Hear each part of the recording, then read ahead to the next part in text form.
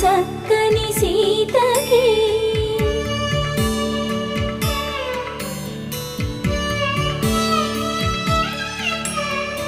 ఎర్ర జాబిలి చేయి